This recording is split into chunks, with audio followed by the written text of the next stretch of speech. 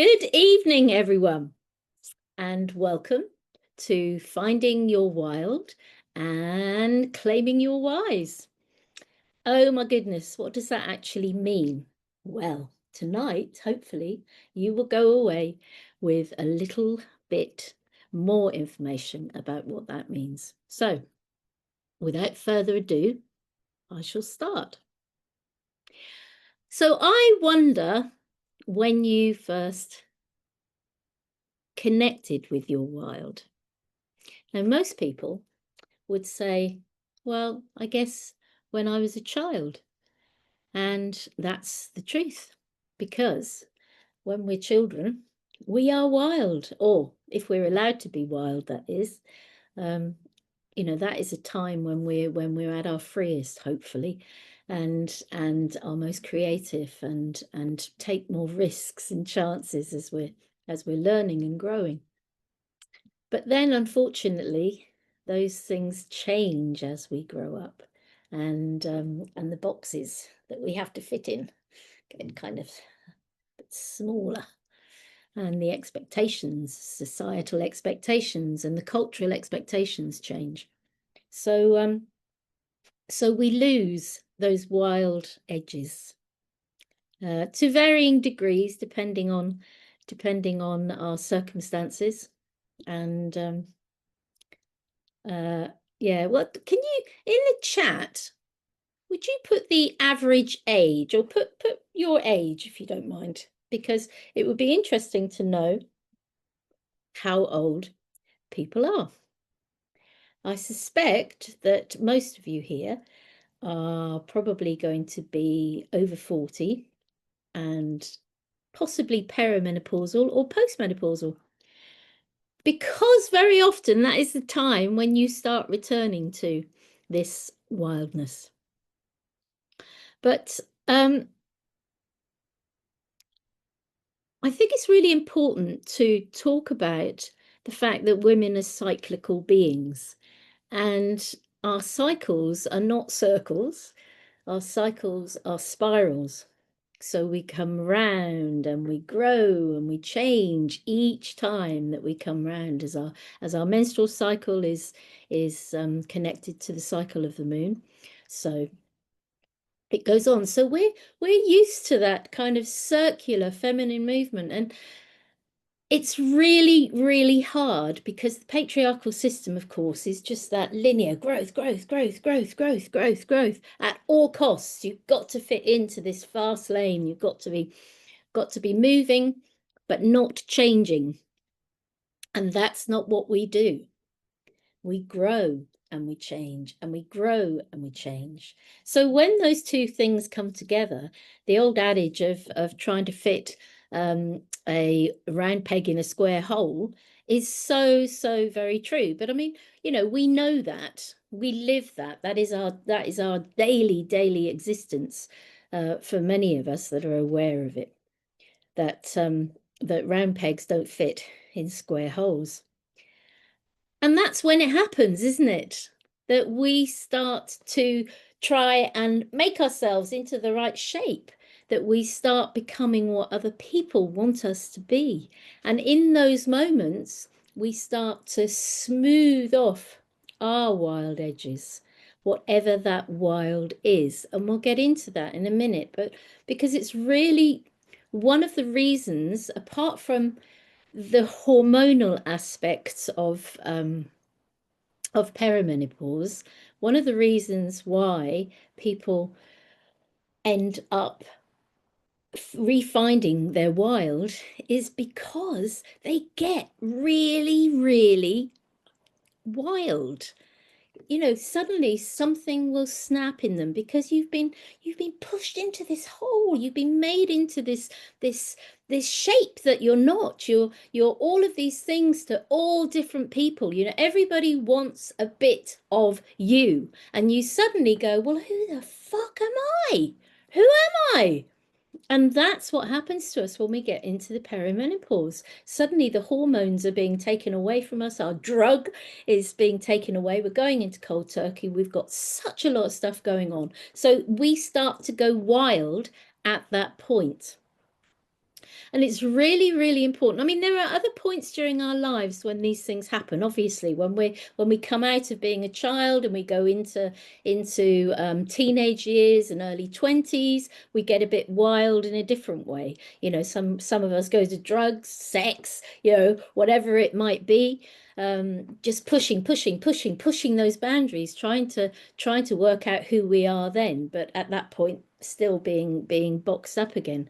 And then you get into mothering. So those periods are very much about you interacting with others.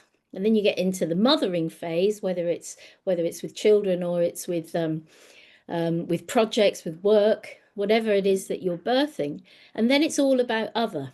It's all about looking after other. It's all about servicing others' needs. And still no room for you. So by the time you get out the other side of that, it's time. You know, you're tired, and that reduction in the hormones, which creates, you know, turns you into a kind of cold turkey junkie, creates this, allows this wildness, this suppressed feelings, this rage, these feelings of frustration and stuff to just come out of you again. Society is very much against all of this, as we know. And so nowadays, with that surge of anger, because women are particularly angry now and they're keeping less quiet about it. Um, so so going through all those things, just to reiterate, we're crossing thresholds at each of these points. And I think this is a really key thing, because we go through the threshold, we go from a child to, they say, a maid, but a young woman. And then we go from the young woman into the mother phase. And then we go from the mother into the wild woman, and then into the wise woman. It's very, very specific, you know, the way that this happens. And the thing with crossing thresholds is that they're all about change. You know, whether you see it as going into a chrysalis, and being broken down, everything gets kind of destroyed except for your imaginal cells, and then they start to grow, and you come out the other side as this butterfly. You're transformed. So each of those thresholds, which we do not celebrate in our culture, which is something else. Again, these are not important. They are very, very important to us as women, but not on a cultural level. So you come out the other side, and you're into something new. So as we come out of one phase into the next phase, everything is new.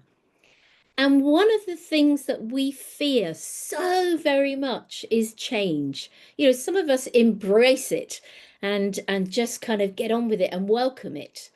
But there will still be a nugget of fear.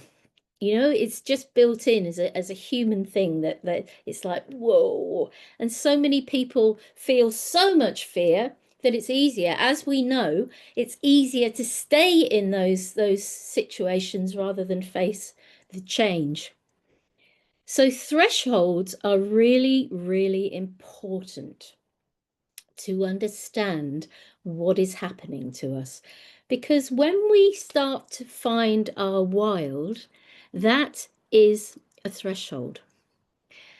And why I specifically am talking about perimenopausal women here and postmenopausal women, it's because we suddenly start, our brains are being rewired, and we suddenly start to realize that we are important, that we are giving birth to ourselves. For the first time, maybe ever, you start to realize that you have to put yourself first, or that you want to put yourself first. Previously, everybody else has had this piece of you.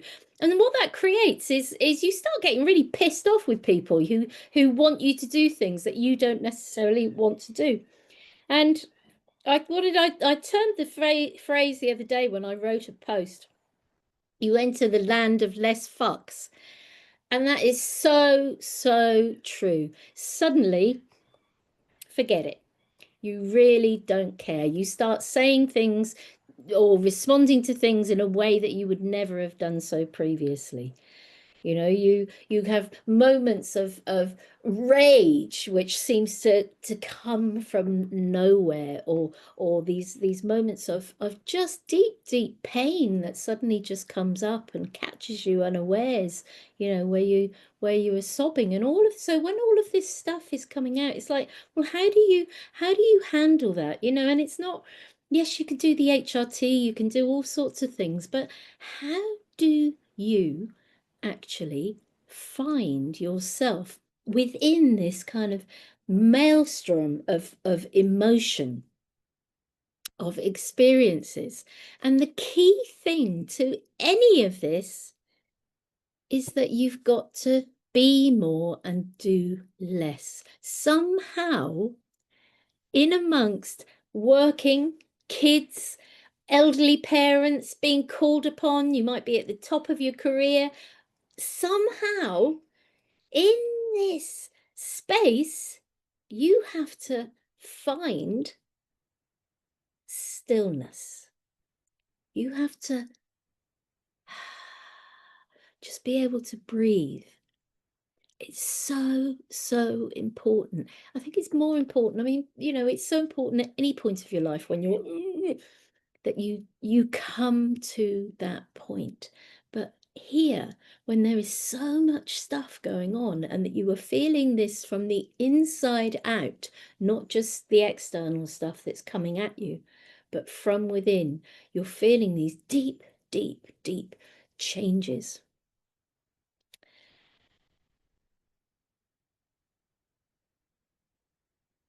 So what the other characteristics that come up with this then? So there's this kind of rage and um, this desire to not care what you say anymore, and that's to do with this desire to be authentic, to really, when you are asking yourself these questions about who am I,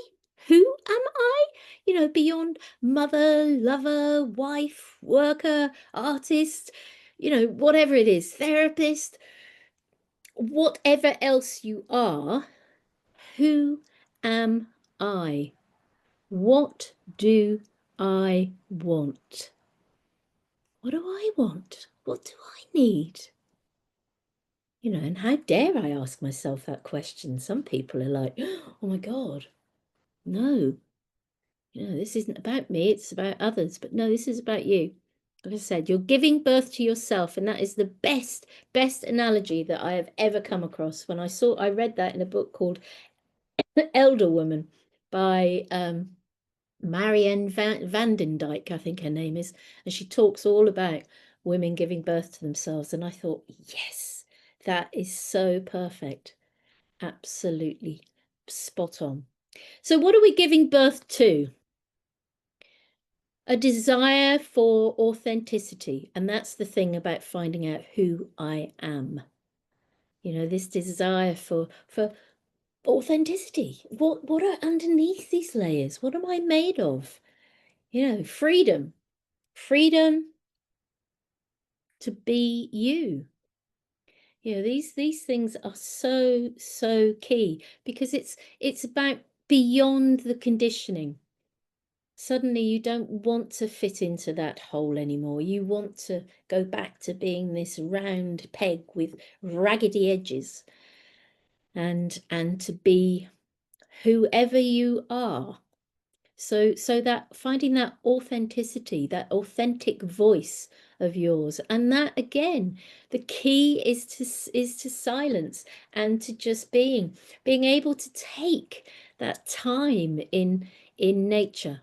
Whether it's just sitting in your back garden, or sitting on a park bench, or whatever it is, but actually just not thinking about whether anybody's looking at you or anything else, but just to sit there, close your eyes,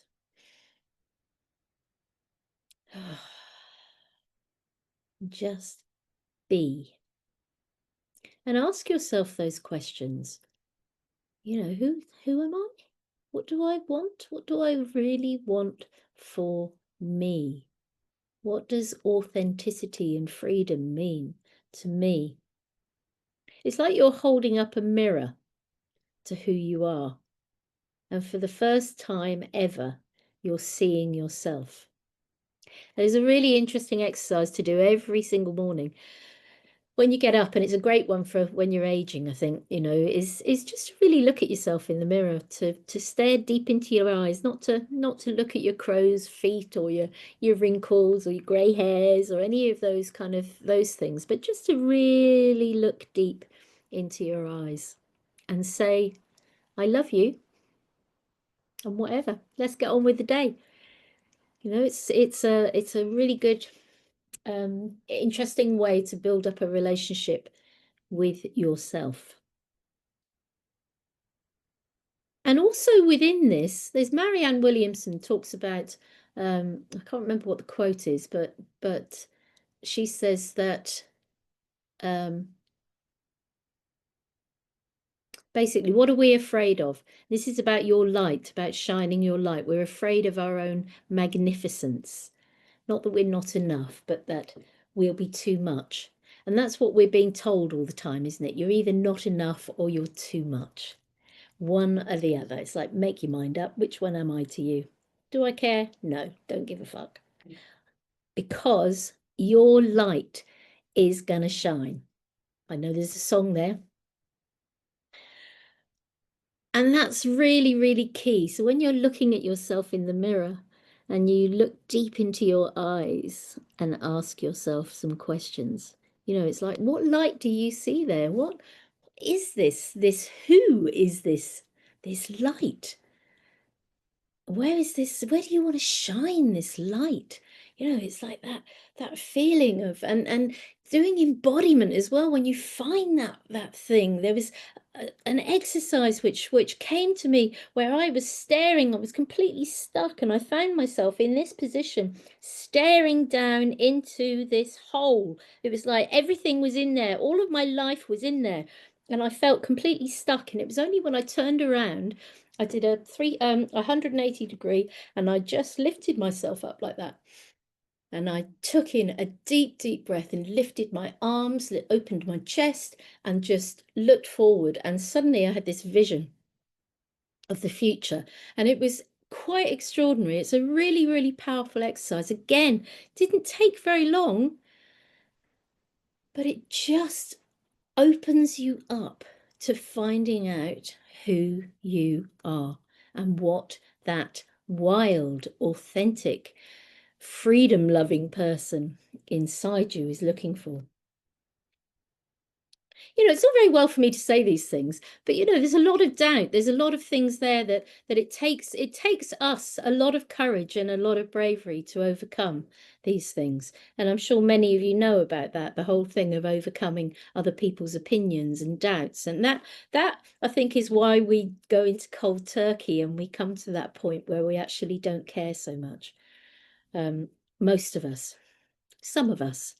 I don't know what the statistics are, but I know an awful lot of women who feel this way when they're going through that stage in their life. And I talked about anger just now. It's really important to get in touch with that anger, with that rage that you feel, because there's a there's a positive aspect to rage. We're taught to be nice, aren't we? We're taught to be quiet. We're taught to be pretty and not raise our voices and all of this stuff. So there's all of this stuff that has just been pushed down all these years, and finally it's like a pressure cooker that is blown. You've got to discover your rage. You've got to just allow it to be and to find what it is that is there. And again, all these things are really scary, and not everybody's going to be able to do these in a simple way. I mean, women's circles are absolutely brilliant for any of this work, because you only go as deep as you can within that circle, and you are held, you should be held anyway, in a really safe safe container. And when you're sharing things like that with other women who have got similar experiences to you, maybe, or at least you're being witnessed and you're heard, then it's a really, really powerful experience. And I recommend it to everybody, as women's circles are best. I just wanted to find something here about rage that I had written down. Oh, this is something. It was about anger.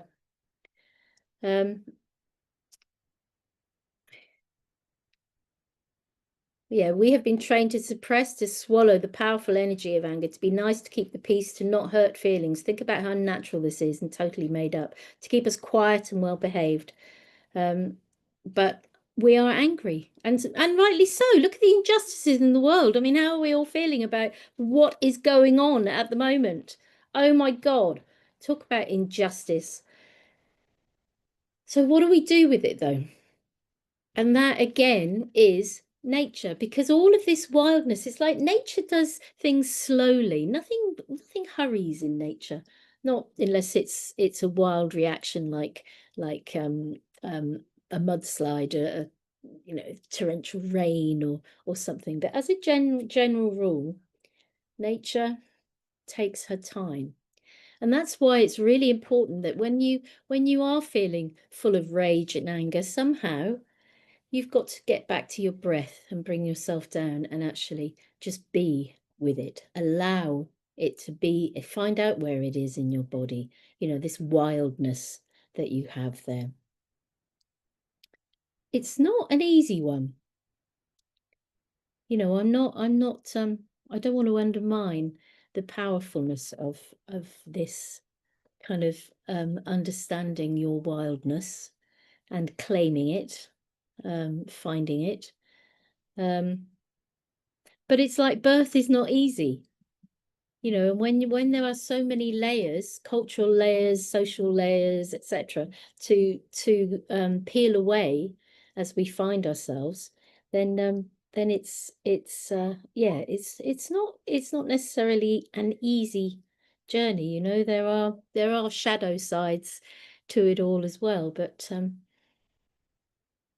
ultimately you have to hold yourself and allow nature to hold you. So, and learning to speak your truth, just finding out what your truth is. And your creative expression, it's so important. That's another one. Lots of women kind of turn to crafts and things later in life as well, because they need or they want a creative expression. So whatever it might be, whether it's painting or knitting or storytelling, performance, any of these things, it's about channeling into that, because creativity is such a wonderful channel for all of our emotions. And every day you go into nature and there's something new happening. We can take so much inspiration from what nature is showing us as well, whether it's bird song or it's a beautiful flower or an insect or the rain, the smells, the petrichor on a wet sunny day, or all of those things to awaken ourselves to this. And that is finding your wild. It's all of these things that just, it's strip away the layers. Really, it's like you go back to when you were 7 years old, and you can remember what it felt like to run through a field with no shoes on, or scrape your knee climbing a tree, or catch the sticklebacks, or whatever your experience is. But that freshness, that very sensuous experience, that to allow yourself to be still, because the only way that you can really get into and awaken all your senses and allow them to feel what is around us is, again, to be still and to be in silence. Something which is a rare, rare commodity when you're in that place. But that's what it keeps coming back to. It comes back to that. And that's really important for the next stage when we go into finding your whys. And in those places also, when you allow yourself that space and time to really connect with your senses, and you are just full of the wonder of the sense of smell and touch and the visual, all of it. In those places, when you are truly silent within, then you start to feel your intuition. Then you can start asking questions of yourself and tapping into the whole, your intuition. You're asking yourself questions that and knowing that the answers aren't coming from your head, but they're coming from within you. They're coming from your soul, they're coming from your heart, from your intuition. And again, it's really, really is silence and that connecting with nature. So that's that for the whys. Finding your whys is so much about our connection with nature, that we do it with nature, that we take the lessons from her, that we try and we sit in nature, that we can see different examples of our own emotions, our own experiences in nature. And it might be the eruption of a volcano, that's what you feel like, or the how does a waterfall make you feel? What at this moment in time, this emotion that's stuck in your body, is there something in nature that you can actually apply to that and say that feels like that, or it reminds me of this, and then put yourself into that position. It's so much about embodiment. It's so much about using your breath. It's so much about using your senses. That is what it means to be wild, is really connecting. We are animals. An animal, where it places its feet on the ground, when it's listening all around, when it's using its nose to sniff. I mean, all of those things, just getting into that, go and roll around in some mud, or sit in a river, or I don't know, whatever you want to do, whatever takes your fancy. But go and push yourself, push yourself to have a paddle in the sea if it's cold. Or my thing is walking on stones. I just really, really struggle with walking on stones, but I'm determined that I'm gonna do it this year. Didn't feel like much, maybe, but it is. So that's what it's about, I think, is connecting with your instinctual self, peeling away the layers of who you have been and bringing yourself back to find your authentic self and to really start to listen. Because as we now cross over that threshold, you have given birth to yourself. The wild woman is in the throes of birth and birthing, and then you are born. And that is when you step into your whys. You start to claim your whys, but not for a few years. You kind of come out and you're a bit like, whoa, you're a baby again. You're fresh, you're new, you're vulnerable. You're aging.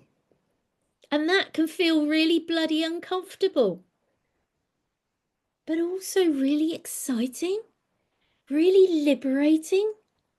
And that freedom, that authenticity and that freedom, that becomes who you are. You are those things that you went through in those finding your wild.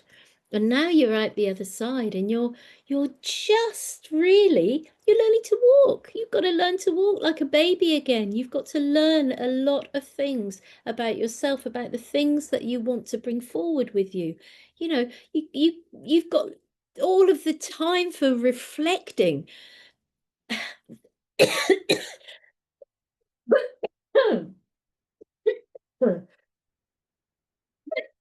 Excuse me.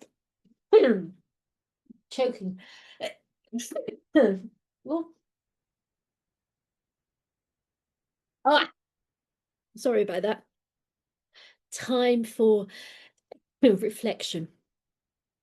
That's what claiming your whys is all about. And it takes time. You know, again, you can't hurry nature. And I mean, I'm 65 this year. And I cannot believe the number of times that I mean, you know, I'm more of a dragonfly than a butterfly these days because I feel like I'm a dragonfly nymph that keeps outgrowing its skin and stripping it off, and then another one and another one and another one. And 7 years they can live down in the mud. And it takes time. You just think, oh yeah, oh, okay, I'm ready for this now. You start walking, you start learning, you start reflecting, and then suddenly, oh, okay, it's getting a bit uncomfortable again now, and you have to do it all over again. And it seems like life just keeps doing it. But the difference is when you're claiming you're wise, that reflection is the key thing. You reflect on this life that you have each stage of the way. As things come up, you're reflecting, you're releasing, and it's the learning. And that makes the difference between those people who are wise and those people who live their lives just constantly moving forwards and not thinking about, not being aware of who they are and recognizing the power of their life experience. You know, wow, what a story each of us has. You know, all of the joy, all of the love, all of the beauty, all of the pain, all of the sorrow, all of the challenges. And we're here. We've reached this stage. There is so much there to harvest, to reap, you know, to bring forward, and just those little nuggets. And you know, they come through just suddenly out of nowhere, and you think, where did that come from? And in those moments you have to think, oh, hang on a minute, there's going to be a reason why this has come up now. And you have to sit with it and just see. And for me, you know, I think one of the most important things about claiming your whys is that the world needs wise women, wise older women. There is a paucity of elders. You know, something happened in our society whereby the grandmothers, they, you know, whether it was the wars, I mean, since obviously since the witch hunts, but something happened where the older women suddenly weren't being listened to anymore. And so I grew up, I don't know about anybody else, but I grew up with no grandparents. They were all dead. And I really, really wanted a grandmother. And so, you know, this is a much longer story, but I spent most of my life searching for an older woman. For I was always drawn to older women. I would sit and talk and just listen to the stories that they had to tell. And I've told this story many times, and it was suddenly 2 or 3 years ago now, when I was stood in the shower, and I suddenly had this message seemed to come, or this idea came to me, and it basically said, I have become the woman that I have been searching for all of my life. And I laughed and I cried at the same time because I thought that was so, so powerful. And so many aspects of myself dropped in at that point. And the reason they did that is because I was open. I was open to listening and to receiving when things come in, knowing that there's a message there somewhere. And that, to me, when that came in, that was when I thought, yeah, I'm going to claim my wise woman. And I'm not just going to claim it, I'm going to call myself a wise woman. There's only one other woman I've seen on publicity, maybe there's a few more now, but who actually calls herself a wise woman. And I don't know what people think about it, really. I guess being a storyteller as well, I always tell stories that have got a wise woman. So I have a really good, I think I've got a really good understanding of what it is to be a wise woman. And all I can say to you is that think about women that you really respect. There's one woman who has been she's wild and wise, Maya Angelou, one of my all-time favorites. I saw her when I was 18 years old, and she blew my mind. And I think I got the book out today because I thought, well, shall I, I didn't know didn't know how I'd feel when I'm on here. But she did her Phenomenal Women poem, and she did And Still I Rise. And 18 years old just blew me away. And ever since then, her story is so, so inspirational. And she is so wise. And she was such a brilliant, brilliant elder. I'm forever, ever quoting Maya Angelou. So think about who the women that you really respect, that you consider to be wise, and why what is it about them that you really respect and admire and inspires you, you know?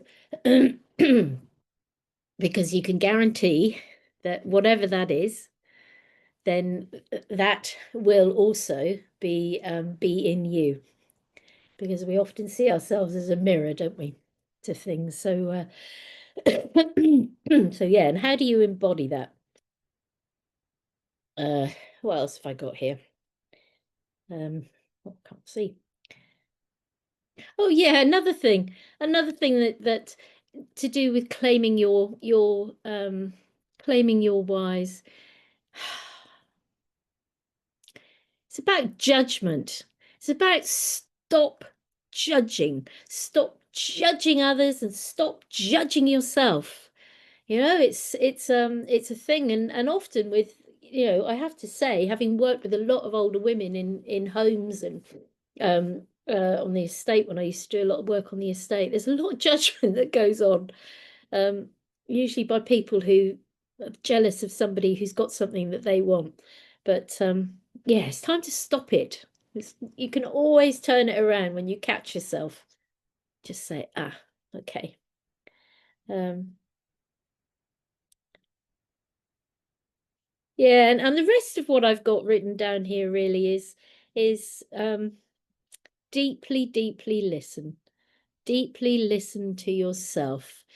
And when you claim your whys, I think one of the things that happens is that you when you're reflecting, you have to listen to yourself to really claim those nuggets. And that then makes you a deeper listener for others. Um, and that can only be a good thing in a society where everything is so quick, and everybody knows what they're going to say in response to the person who is speaking to them. It's something that I teach in my circles, is listening, because I think it's one of the most underrated skills um, that we have, and it's definitely along with reflecting and not judging. It really is a key thing to claiming your whys.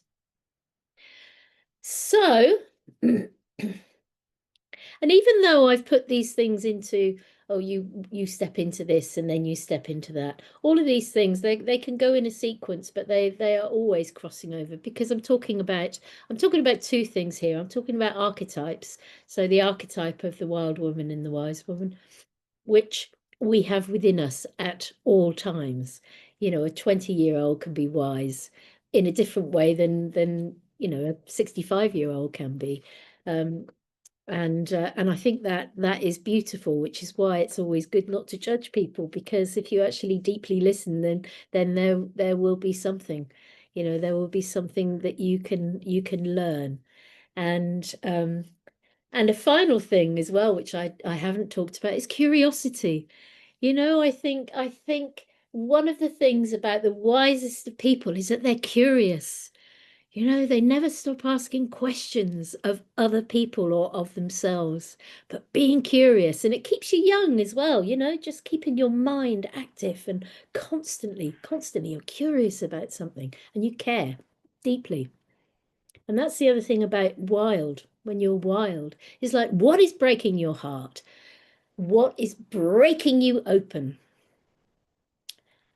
It can be in a sad way, but also, what makes you laugh? What do you love? What really fills you with joy? Both the wild and the wise are about you asking yourselves questions and deeply learning to listen to yourself, giving yourself space, using your breath, listening to your body, and listening to the greatest teacher of all, Mother Nature. So I think we're going to round it up there. And yeah. Yeah, I'd be interested. I mean, please get in touch. There'll be when this goes out, there'll be various contact details, etc. And if you would like to experience this, then don't forget that we're holding a 12-day, oh, I wish it was 12 days, 12-hour retreat on the 21st of June. So that is very much finding your whys and claiming your wild. And it's going to be a fantastic day, filled with all sorts of learning, all sorts of sharing, but also plenty of space, because I like to have space in my retreat days. I think it's really, really important. So on that note, I am sending you love and wild and wise blessings. And oh yeah, wishing you well on your journey into the wild and into the wise. And just remember, more than anything, be kind to yourself. Big love.